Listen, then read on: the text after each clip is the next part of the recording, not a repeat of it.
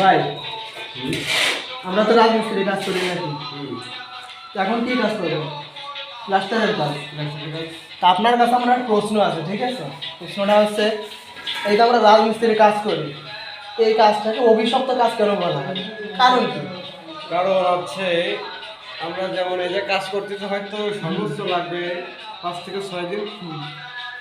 তো এখন যদি এই যে একটা লোকে কাজের কথা বলে যে ভাই আমার কাজটা করে দিতে হবে, তখন তখন কিন্তু কয়া হয় যে তাড়াতাড়ি আমরা মানে আমি কালকে আসতেছি, যার কথা বলে কিন্তু যাওয়া হয় না।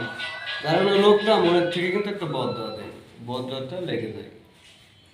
আমি তো এমনটা শুনছিলাম যে রাজমিস্ত্রি আর কাঠমিস্ত্রি এটা হচ্ছে অভিশপ্ত কাজ। এর কারণ হচ্ছে কি, যে একজন হুজুর যখন নামাজ পড়তে যাচ্ছে তখন কিছু লোক রাজের কাজ করছে আর ফার্নিচারের নকশার কাজ করতেছে।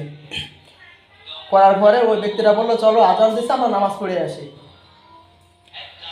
তো এরা বলতেছে যে হাতে অল্প একটু কাজ আছে, কাজটা সেরে আমি আসতেছি। এই অল্প একটু সময় বলতে বলতে নামাজের রক্ত কিন্তু শেষ। এখন ওই ব্যক্তিরা যাওয়ার সময় বলে গেছে যে তোমাদের এই কাজে কোনোদিন বরকত হবে না, এটা হচ্ছে একটা অভিশপ্ত কাজ। তোমরা কিন্তু সময় মতো নামাজ কালাম পড়ো না, যার কারণে তোমাদের আয় রোজগারে বরকত আসে না। এই জন্য নাকি এটাকে অভিশপ্ত কাজ বলা হয়। এটা কি মূল কারণ, নাকি আপনি যেটা বলছেন এটাই? না, যেটা বলা হয়েছে আপনি যেটা বলেছেন এটাই বলবেন। ধন্যবাদ ভাইয়া।